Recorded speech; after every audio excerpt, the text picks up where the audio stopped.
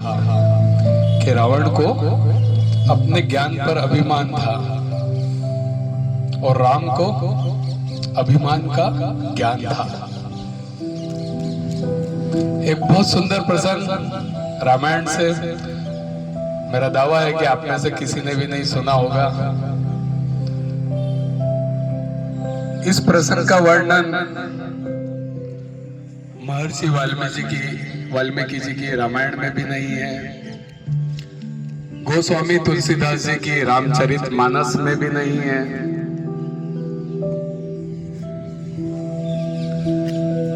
इस प्रसंग का वर्णन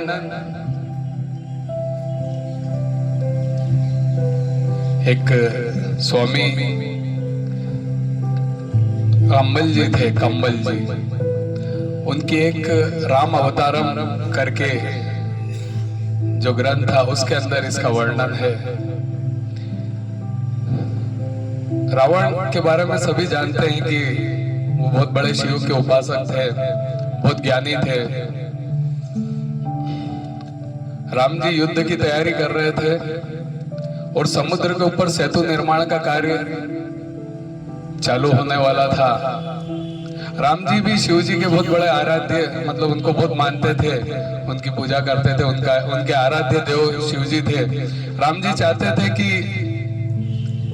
जो सेतु निर्माण कार्य चालू हो रहा उसमें शिव जी भी आए, तो चाहते थे कि सेतु पर, समुद्र तट पर शिवलिंग की स्थापना करें, यज्ञ करें। तो इसके लिए उन्होंने, जामवंत जी थे वहां पर उनके साथ, उनको कहा कि यज्ञ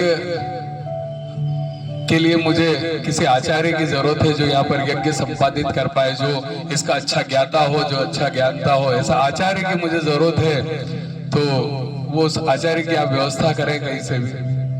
तो जामवंत जी कहते इस घने जंगल में, समुद्र तट पे वन्य जीवों के अलावा कुछ भी नहीं है, यहाँ पर तो आचार्य का मिलना मुश्किल है।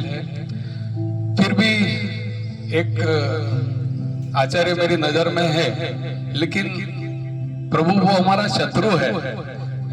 तो राम जी कहते कौन है वो?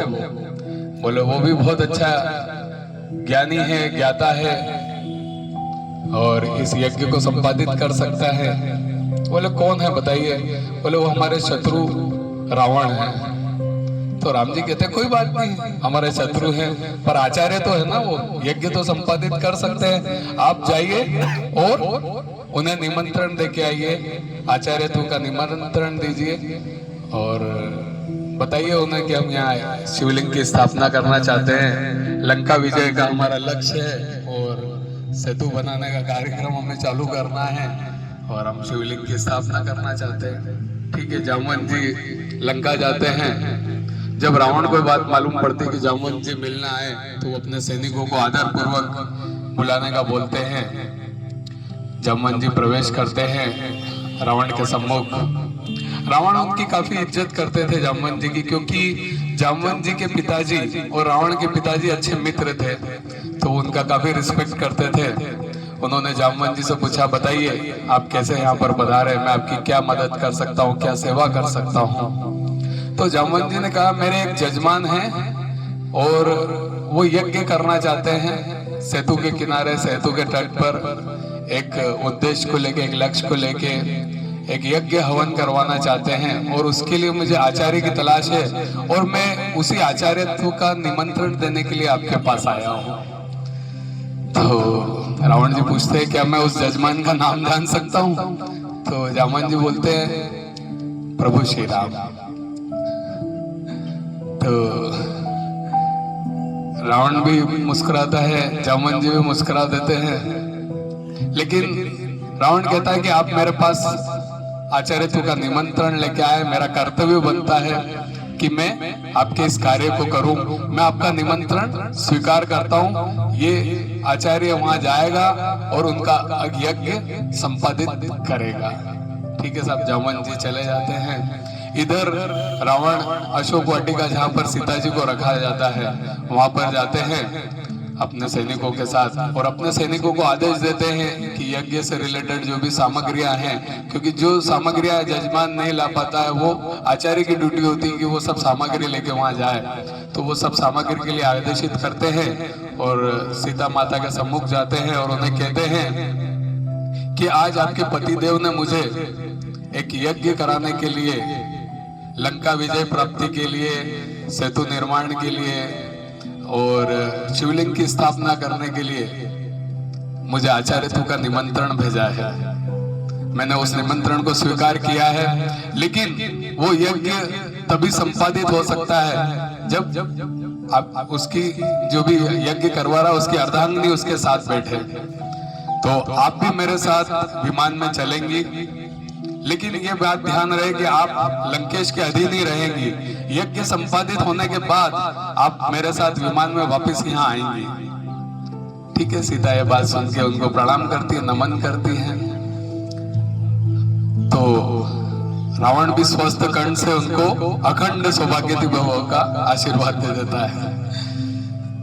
अब इधर सारी यज्ञ की तैयारियां होती है। रावण भी विमान से वहां पहुंच जाता है।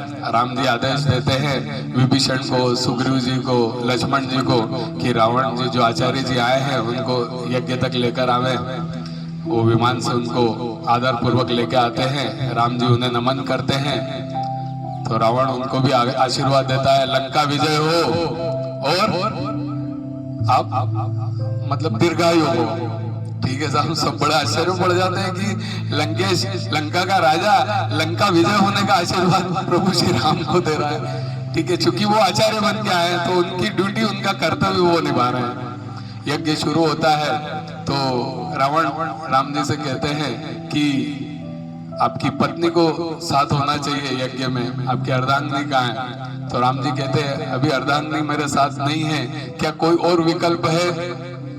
तो रावण कहता नहीं तो आप विदुर हैं, न तो आप कुंवार हैं, नहीं आप वनवास में अकेले आए हैं, आप सपत्नीक आए हैं, तो जरूरी है कि आपकी पत्नी का साथ होना भी यज्ञ में बहुत जरूरी है। तो राम जी चिंता में पड़ते हैं। तो रावण कहता है कोई बात नहीं, मैं विमान में उनको साथ लेके आया हूँ, आपकी पत्नी को आप आदर पूर्वक उनको यहाँ बुला लीजिए। ठीक है, सीता जी आती हैं, राम जी के सम्मुख साथ में बैठ जाती हैं। यज्ञ संपादित होता है। यज्ञ संपादित होने के बाद राम जी रावण से पूछते हैं दक्षिणा के लिए, आचार्य जी क्या दक्षिणा दी जाए? तो सब लोग बड़े डर जाते हैं कि रावण का ये नहीं मांग ले कि राम जी आप वनवास छोड़ के वापस अयोध्या चले जाओ। सब लोगों के मन में डर रहता है। लेकिन रावण बोलता है कि जब भी इस आचार्य की मौत हो तो जो जजमान है वो उनके सम्मुख उपस्थित हो। इसीलिए जब रावण की मौत होती है, जब रावण शैया पे लेटा होता है, मृत्यु शैया पे, तो प्रभु श्री राम उसके सामने उसको अंतिम दर्शन देने हेतु उपस्थित रहते हैं। छोटी सी कहानी है, एक बहुत जबरदस्त प्रसंग है जो हमने कभी देखा सुना नहीं है, लेकिन ये ये जो ई रामायणम का जो राम अवतारम का जो एक प्रसंग है, ये हमें जीवन में बहुत कुछ सिखाता है।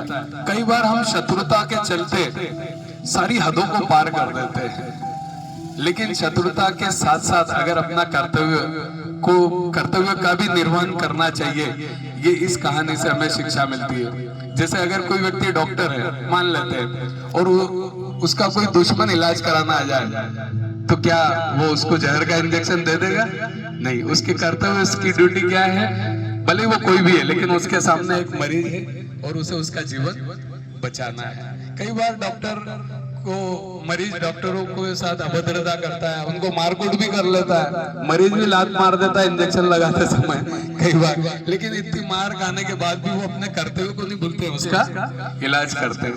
तो शत्रुता के साथ साथ हमें अपना कर्तव्य निर्वहन का भी ध्यान रखना है।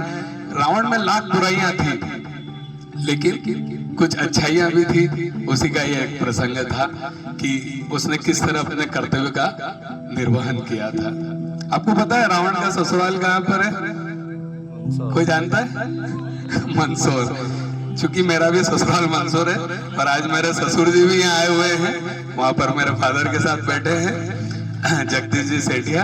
आज एक यहाँ पर भागवत कथा चल रही है, आपके गुरुदेव वहां पर आए हुए हैं, तो उसमें आप भी पधारे हुए हैं, तो मैंने आज आपको भी आमंत्रित किया था। तो रावण का ससुराल मेरा ससुराल एक ही जगह है, मंदसौर है ना। तो ऐसे बहुत सारे अच्छे अच्छे प्रसंग हैं जो जीवन में हमें काफी कुछ सिखाते हैं। एक और बहुत अच्छी बात है रावण के बारे में, मैं और बताता हूँ आपको। रावण एक बार क्या कुंभकर्ण के पास जाता है, और कुंभकर्ण को पास जाता है तो कुंभकर्ण देख के बोलता है कि लंकेश जी आप इतने चिंतित क्यों हैं? तो लंकेश बोलते हैं, रावण बोलता है कि मैंने सीता का हरण कर लिया। तो कुंभकर्ण बोलता है तो फिर उसे पा भी लिया होगा। बोला नहीं नहीं, मैंने बहुत जतन किए, बहुत प्रयास किए, लेकिन वो मेरी तरफ देखती ही नहीं है, सीता माँ मेरी तरफ देखती ही नहीं है। तो कुंभकर्ण कहता है तो क्या आपके लिए क्या बड़ी बात है, जिस तरह आपने एक महात्मा बन के उसका अपहरण किया था, उसका हरण किया था, अब राम बन के उसको पा भी लो। तो रावण कहता है इसमें भी बड़ी कठिनाई है कि राघव रूप धराई मां समान लगे हर नारी। कि मैंने राम का रूप धर के देखा, लेकिन मुझे हर नारी माँ जैसी लगने लगी, तो मैं कैसे पालूं उसको। तो ये राम का चरित्र है। राम का चरित्र इतना निर्मल, इतना आचरण वाला है कि उसका रूप धारण करने पर भी वो चरित्र उनके अंदर आ गया और हर नारी में उनको माँ दिखने लगी। तो ये भी एक अच्छी बात थी। धन्यवाद सभी को आज के इस प्रसंग के लिए।